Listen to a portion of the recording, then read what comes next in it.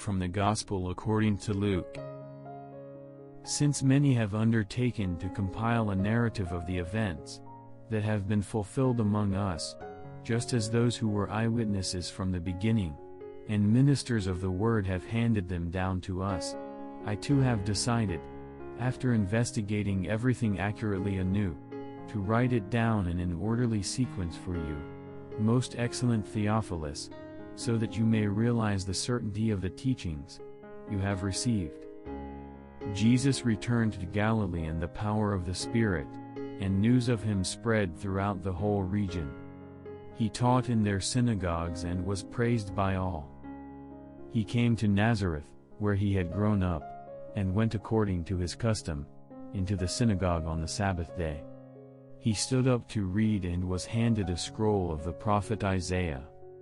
He unrolled the scroll and found the passage where it was written, "The Spirit of the Lord is upon me, because he has anointed me to bring glad tidings to the poor. He has sent me to proclaim liberty to captives, and recovery of sight to the blind, to let the oppressed go free, and to proclaim a year acceptable to the Lord." Rolling up the scroll, he handed it back to the attendant and sat down, and the eyes of all in the synagogue looked intently at him. He said to them, "Today this scripture passage is fulfilled in your hearing."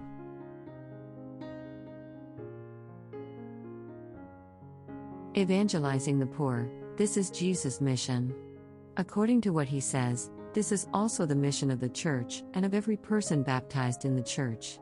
Proclaiming the gospel with one's word and even before, with one's life, is the primary aim of the Christian community and of each of its members. Let us ask ourselves, what does it mean to evangelize the poor?